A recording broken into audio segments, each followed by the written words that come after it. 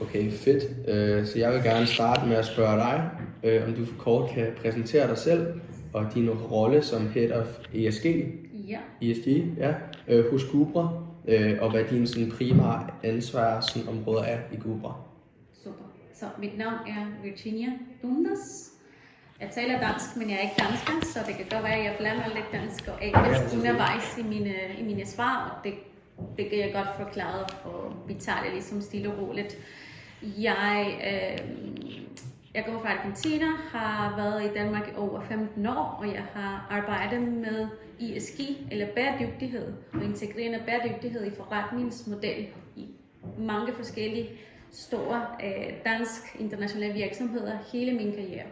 Og jeg startede her i Gubra for omkring 6 måneder siden, hvor jeg er overordnet ansvarlig for vores ESG-strategi her i Gubra-koncernen, men jeg også har en anden rolle. Jeg er director eller direktør for vores Gubra Green, som er den der selvstændige unit, som Gubra har, som investerer 10% af vores pre-tax profit annually i projekter, der gavner klima og miljøet.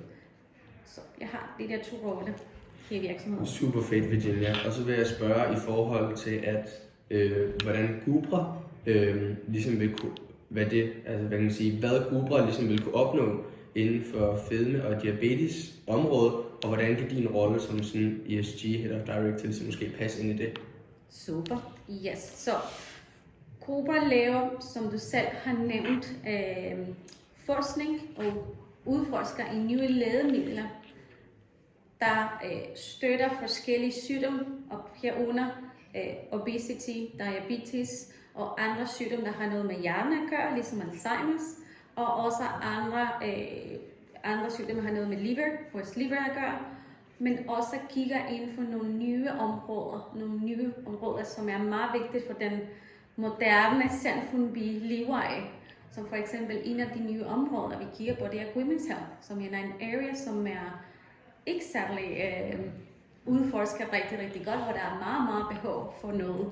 Og det er et konkret eksempel, hvor vi ligesom kommer og blander vores fokus på at være ledende inden for udviklingen af nye lægemidler med vores ESG-profilstrategi, hvor vi vælger nogle områder, hvor vi gerne vil vokse og udvikle os videre, der også bidrager positivt til det samfund, hvor vi er henne.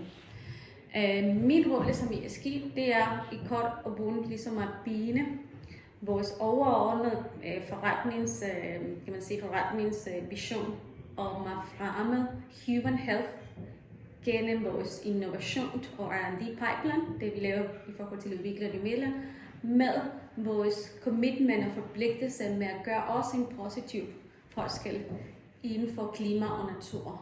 Og hvorfor bringe dem sammen? Der er 2 årsager til det.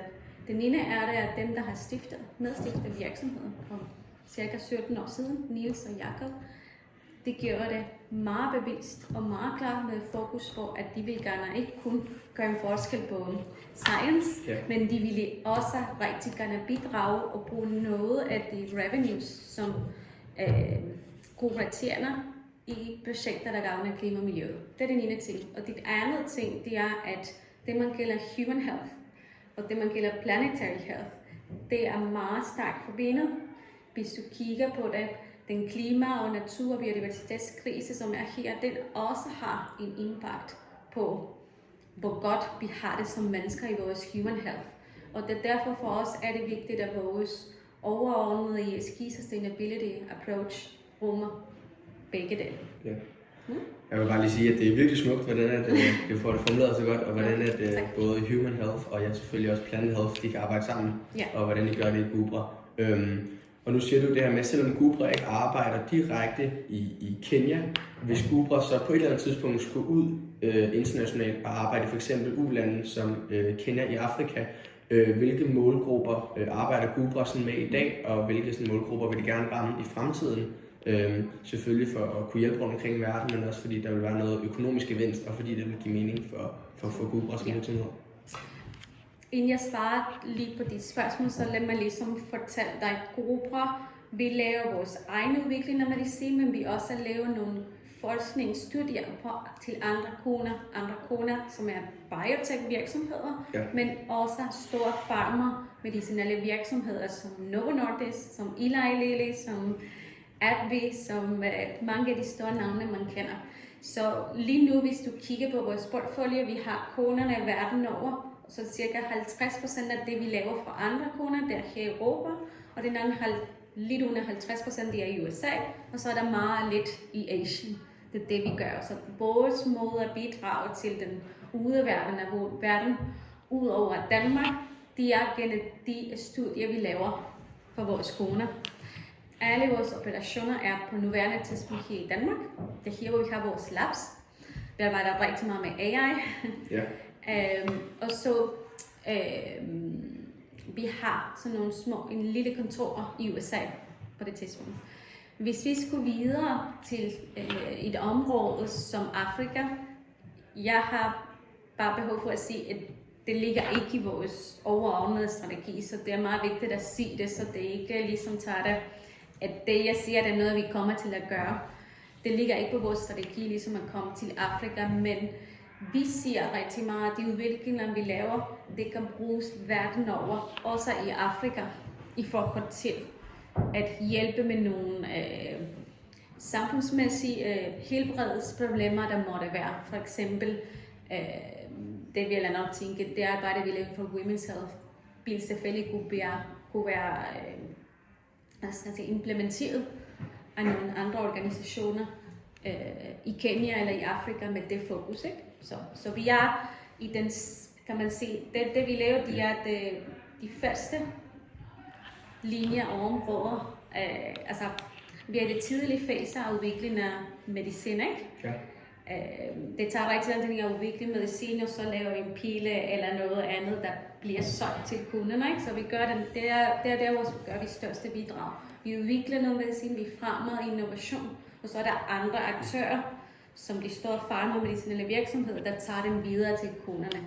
Så vi ser vores rolle til at fremme udviklingen for eksempel Women's Health og andre områder, hvor vores kunder vil være dem, der bringer det frem til Afrika for eksempel. Du nævner her tidligere, at I arbejder med det her World Health, men også Nature Health. Hvordan kommunikerer I det her hos Gubra, det her med for eksempel fedme og diabetes eller andre sundhedsproblemer og bæredygtighedsudfordringer rundt omkring i verden? Også når du som sagt er head of ECG, hvordan kommunikeres det ligesom?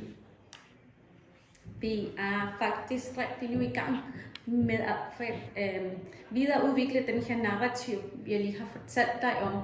Og meget af den måde, vi kommunikerer, det gør vi. Det kommer an på, hvem er det, vi snakker med. Hvis det er til investorerne og den øvrige befolkning og regulators, det gør vi i vores årsrapport. Vi følger nogle retningslinjer der. Hvis det er til investorerne, når vi møder dem i de forskellige møderne, som vi har med dem, så snakker vi med dem i forhold til vores tilgang, men også hvordan vi bidrager til deres egne ESG og sustainability priorities og prioriteter og målsætninger, som de har. Og så også vi laver en del arbejde gennem partnerskaber med andre, der har det samme mål, som vi har. Og så har vi lavet nogle forskellige promovering af det, vi laver inden for forskellige medier. Og noget meget vigtigt, vi laver, det er det som vi er, og det, der gør os så meget særligt som virksomhed her i Gubra. Det er meget vigtigt for vores medarbejdere. Mange af de medarbejdere, som vi har her, de er jo her grundet begge ting, vi laver. Alt det arbejde, vi laver for science, men også alt det arbejde, vi laver for klima og natur. De virkelig brænder for det, og vi laver rigtig mange aktiviteter, hvor de også involverer i de projekter, som vi laver. Tusind tak. Jeg tror ikke, jeg har flere spørgsmål. Okay.